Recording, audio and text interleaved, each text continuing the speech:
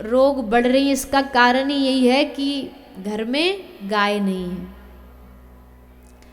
अगर घर में गाय रहे और गाय की श्वास जो है वो घर के वातावरण में जाती है, तो उससे अपने आप घर का वातावरण, या किसी को कोई रोग भी हो तो उसको गौ माता स्वतः ही नष्ट कर देती थी। क्योंकि जंगल में जाती थी, औषधियाँ खाती थी, औषधियों का असर दूध में आता था, जो औषधियों का रस था वो दूध में आता, और जब दूध पीते लोग तो अपने आप रोग ठीक हो जाते। पर आज के ज़माने में तो पहली बात तो गाय अगर रखते भी तो चारा तो कहीं बाहर खाने जाती नहीं जंगल में, और दूसरी बात लोग गाय का दूध भी नहीं पीते। घरों में सुविधा भी हैं जिन लोगों के, वो लोग भी घर में गाय नहीं रखते। आप लोगों के तो सबके घर में सुविधा ही है। शहर वाले तो बहाना कर देते हैं, जी कॉलोनी में रहते हैं, जी सोसाइटी में रहते हैं, जी मंजिलों में अपार्टमेंट में रहते हैं, रख नहीं सकते हम गाय। पर आप सब तो रख ही सकते हैं। सबके घर में गाय होनी चाहिए। होनी चाहिए कि नहीं होनी चाहिए? है, किस किस के है बताइए? किस किस के नहीं है वो बताइए। इसमें हंसने वाली बात कौन सी है?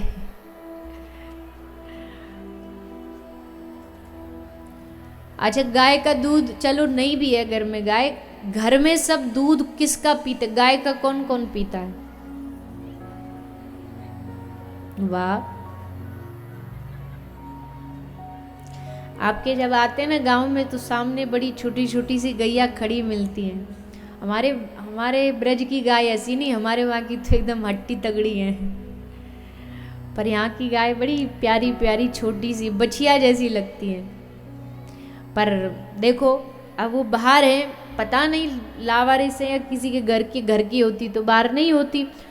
और अक्सर क्या करते हैं लोग, जब तक दूध दे रही है तब तक तो घर में गैया मैया करते हैं, और जैसे दूध देना बंद करती है सोई उसको सड़कों पे छोड़ देते हैं। और सड़कों पे जाती गाय की क्या दशा होती है? फिर दो ही दशा होती है, या तो उसको कोई आएगा वो लेकर के गाड़ी में डाल करके किसी कत्ल खाने ले जाएगा, वहाँ गाय को मारा जाएगा। या दूसरा उसकी दशा ये होती है जब उसको खाने पीने को कुछ नहीं मिलता तो यहाँ तहाँ सड़कों पे जा कर के कागज, पन्नियाँ, कांच, लोहा जो मिल जाए, जो भोजन सामग्री की खुशबू जहाँ से आती है कचड़े के ढेर से वहीं पहुँच जाती है। कचड़े के ढेर में सब होता है, सब खा लेती है उसके साथ। तो वहाँ जब धीरे धीरे पेट में जहर पॉलीथीन का जाएगा तो वहाँ मारी जाएगी। तो आप अगर घर से दूध देने के बाद गाय को सड़क पे छोड़ रहे हैं ना, इसका मतलब आप उसे मौत के मुंह में छोड़ करके आ गए। अब आप कहोगे कि हमारे पास, हमको क्या पता क्या होता। आपको पता है क्या होगा उसका, यही दो ही है, दो ही रास्ता है, उसके साथ यही होने वाला है, फिर भी आप छोड़ दे रहे हो, तो इसका मतलब आपने खुद उसको मौत के मुंह में डाल दिया है। अरे हम इतने भी अभी दरिद्र तो नहीं हुए, कितना चाहिए गौ माता को? अगर बूढ़ी हो भी गई, दूध नहीं भी दे रही, और वैसे तो आजकल भी धीरे धीरे जागृति आ रही है, लोग गायों के गोबर का उपयोग करने लगे हैं, गौमूत्र का उपयोग करने लगे हैं। कई कई राज्य सरकारें भी हैं जो गोबर और गौमूत्र को खरीद रही हैं, तो उसमें भी गाय का उपयोग हो सकता है। तो रास्ते तो बहुत सारे हैं, पर आप सबको उसको खोजना चाहिए। इसलिए मैं बार बार पिछले साल भी आप सबसे निवेदन किया था कि सबको, देखो कितने सारे लोग आप यहाँ आए हो, अगर आप सब लोग ठान लो कि हमको गौ माता की सेवा करनी है, हम किसी भी गाय को ऐसे मरने नहीं छोड़ दे सकते। क्योंकि जिनको आप छोड़ देते हो, आप नहीं जानते उन गायों की क्या दशा होती है, उन गौ माताओं की क्या हालत होती है कत्ल खाने में। ये आप आजकल तो चाहे गांव हो चाहे शहर हो, सबके पास वो फोन होता है, सबके पास इंटरनेट होता है। तो जाइए इंटरनेट पर देखिए क्या दशा है गाय की, कैसे कत्ल खाने में पहले तो उनको ट्रक में ठूस ठूस करके ले जाके भर के ले जाते हैं, जहाँ एक गाय खड़ी करने की जगह नहीं वहाँ 10-10 गाय खड़ी करते हैं, उसमें भरते हैं।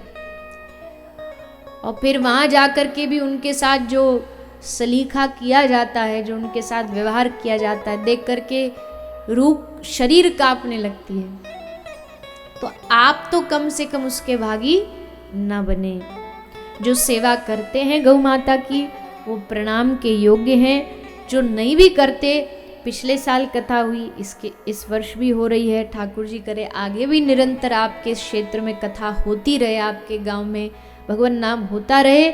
लेकिन देखो, केवल आ गए कथा में, आकर के बढ़िया सज धज के बैठ गए कथा में, मेला में घूम के चले गए और भजन में नाच के चले गए, इससे ही कथा का फल नहीं मिलेगा। कथा का फल तब मिलेगा जब आप यहाँ से कुछ अच्छा करने का प्रण लेकर के जाएं और कुछ बुरा छोड़ने का प्रण लेकर के जाएं, तब लाभ है।